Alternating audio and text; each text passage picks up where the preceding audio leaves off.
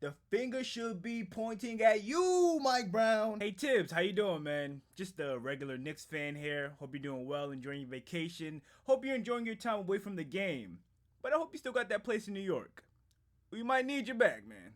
We might need you. As a Knicks fan, I cannot be the only person that shares this sentiment that our defense is awful. I mean, it feels like the local McDonald's worker can walk right into the paint and give us 40 on any given night. Despite advanced stats saying that we are a top 5 team in terms of protecting teams from scoring in the paint, that stat just does not match what I see out there on the court. I mean, from what I'm seeing is a level of defensive incompetency that's just unacceptable from a team that has championship hopes. There's no surprise that Karl-Anthony Towns is not a good rim protector. But also, he's scoring the lowest points per game he has ever scored in the last 4 years at 21 points per game and 42% from the field and 31% from 3. From the best shooting big man of all time, I just don't accept that. Especially from somebody that's making max money. I expect more from you, Karl-Anthony Towns. But another major issue is Mitchell Robinson has only played in 9 of the last 15 games for the Knicks. And in those games that he played, there was only one game where he was out there for over 20 minutes.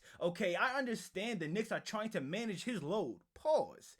But he is our defensive anchor, and we are so desperately need him out there consistently. I don't even want to mention how bad Yabusele has looked so far this year. I think Mike Brown's system may involve way too much running for Big Dog, and on defense, the opposing team sees barbecue chicken with how consistently he gets blown by. But keep in mind, nothing I've said so far should be a surprise coming into this season, which leads me to believe the finger should be pointing at you, Mike Brown. We understand you can construct a dynamic offensive system, but are conversations even being had on defense? I mean, what are our defensive schemes on a game-to-game basis? Because watching that Magic game, who thought it was a good idea to make Mitchell Robinson the primary defender of Franz Wagner?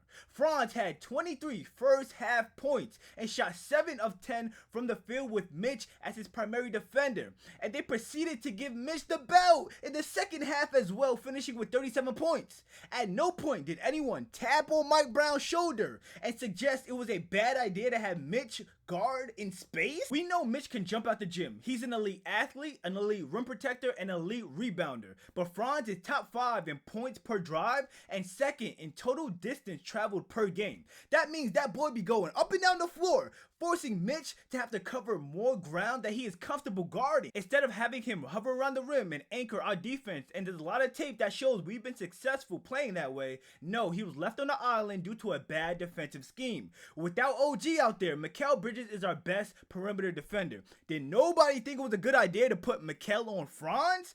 Did we not see how effective he was against elite wings in that Celtics series? But no, he was assigned to guard Desmond Bane while Franz picked apart our defense. Now, this major red flag forced me to go back and check out how well defensively those Sacramento teams were, right?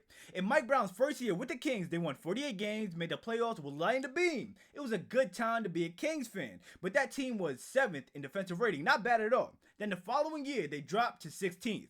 Over the last 3 years, the Knicks have been 8th, 6th, and 5th in defensive rating under Tom Thibodeau. This year, they are the 18th worst defense in the entire NBA. Was Tibbs flawed? For sure. Is Mike Brown flawed? For sure. But the Knicks have built an identity of being a gritty defensive squad, and we have gotten so far away from that this year. Something needs to change, and it needs to happen now. Shout out to our offense this year. 3rd best offense, only behind the Denver Nuggets and the Houston Rockets, okay? But we have to get back to what made us special, and that's defense. Now, so OG Anunoby being out makes that way more difficult, no doubt, but it's time to get back to the basics. With that being said, guys, let me know what you think of the New York Knicks. Am I overreacting or am I justified in how I feel? Let me know in the comments. Make sure to leave a like, subscribe, turn on post notifications, and I'll see y'all next video.